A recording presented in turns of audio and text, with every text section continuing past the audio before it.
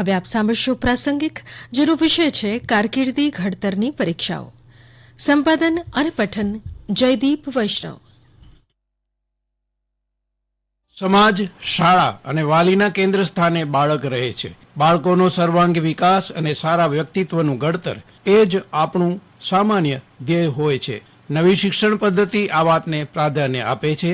March મહિનો આવતા જ તમામ ક્ષેત્રે વર્ષભરના તમામ નાણાકીય હિસાબો પૂરા થતા હોય, એ સાથે વિદ્યાર્થી જીવનના વર્ષનું સરવૈયું પણ કાઢવાનું હોય એમ પરીક્ષાની મોસમ શરૂ થાય છે. 11 માર્ચથી ગુજરાત માધ્યમિક અને ઉચ્ચતર માધ્યમિક બોર્ડ દ્વારા શરૂ થતી ધોરણ 10 અને 12ની પરીક્ષાઓ દરેક વિદ્યાર્થીઓના કારકિર્દી ઘડતરનું પ્રથમ પગથિયું કહી શકાય. આ વર્ષે ધોરણ 10ની બોર્ડની પરીક્ષા માટે 9,17,000 વિદ્યાર્થીઓએ ફોર્મ ભર્યા છે, જ્યારે ધોરણ 12 વિજ્ઞાન પ્રવાહના 1,31,000 અને સામાન્ય પ્રવાહના 4,49,000થી વધુ વિદ્યાર્થીઓએ પરીક્ષા આપવા માટે નોંધણી કરાવી છે. ધોરણ 10 અને ધોરણ 12 બોર્ડની પરીક્ષા માટે 15,38,000થી વધુ વિદ્યાર્થીઓએ નોંધણી કરાવી છે. તો કચ્છમાં ધોરણ 12 સામાન્ય પ્રવાહમાં 14,640, વિજ્ઞાન પ્રવાહમાં 1,607 અને ધોરણ 10માં 26,137 વિદ્યાર્થીઓ આ પરીક્ષા આપવા જઈ રહ્યા છે. સફળતાનું સૂત્ર જરૂર યાદ રાખવા જેવું છે. સફળતા બરોબર ઊંચું ધ્યેય વત્તા હકારાત્મકતા વત્તા દ્રઢ આત્મવિશ્વાસ વત્તા ધીરજ સફળતાની સીડી પાર કરવા અને ટોચ પર પહોંચવા માટેનું આ સૌથી અગત્યનું પગથિયું છે. આજથી બોર્ડની પરીક્ષા શરૂ થઈ રહી છે, ત્યારે વિદ્યાર્થીઓ માટે કેટલાક ઉપયોગી સૂચનો કરાયા છે. જે મુજબ પરીક્ષાના 24થી 48 કલાક અગાઉ માઇન્ડ મેપ, પામ કાર્ડ, મુદ્દાઓના ચાર્ટ, ભીંત ચિત્રો, આકૃતિના ચાર્ટ વગેરે દ્વારા જ પુનરાવર્તન કરવું જોઈએ. બિનજરૂરી વિચારોથી દૂર રહો. એ જ રીતે બિનજરૂરી ચર્ચા ટાળવી. ઘરમાં કે મિત્રો સાથે વાદ વિવાદ કે પરીક્ષા સંદર્ભે કોઈ જ ચર્ચા ન જ કરવી. કોઈ પ્રશ્ન કે મુદ્દો રહી જતો નથી ને એ ચેક કરી લેવું. જો કોઈ મુદ્દો રહી જતો હોય તો હવે તેને ભૂલી જાઓ અને જેટલા મુદ્દા તૈયાર કર્યા છે તે જ યાદ રાખો.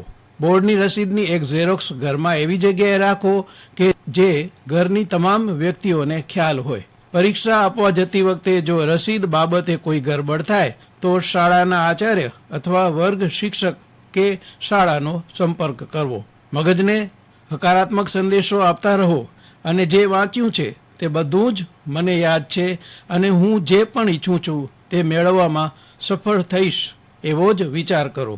પરીક્ષાના દિવસે ઘરેથી નીકળતી વખતે સ્વસ્થ ચિત્તે પૂરતી તૈયારી રાખો.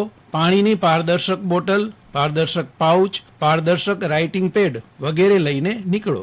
બિનજરૂરી વિચારો, ડર અને નકારાત્મકતાથી દૂર રહો. પ્રશ્નપત્ર મળે એટલે તેમાં આપેલી સૂચનાઓ ધ્યાનથી વાંચી લો.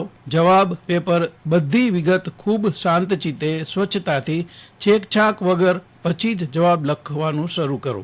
જવાબ વહી પર નંબર આંકડામાં અને શબ્દોમાં લખતી વખતે એક જ લિપિમાં વ્યવસ્થિત છેકછાક વગર લખો. આવડતા તમામ પ્રશ્નોના જવાબ પ્રથમ લખો, પણ ખાસ યાદ રાખો કે પેટા પ્રશ્નો કદી અલગ ન પાડો. સ્વચ્છ સુવાચ્ય અક્ષરે અને યોગ્ય મુદ્દાઓ પાડી લખવું. દરેક વિભાગ લખાઈ ગયા પછી ચકાસવું કે કોઈ પેટા પ્રશ્ન ભૂલાઈ નથી ગયો ને.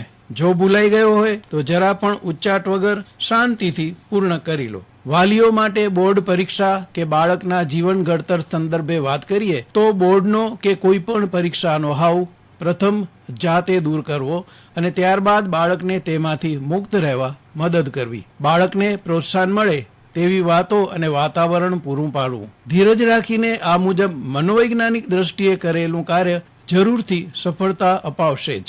સૌ પરીક્ષાર્થીઓ અર્જુનની ધ્યેય દ્રષ્ટિ અને એકલવ્યની એકાગ્રતા દ્વારા પોતાનું નિશ્ચિત ધ્યેય હાંસલ કરે તેવી આકાશવાણી પરિવાર વતી શુભેચ્છાઓ.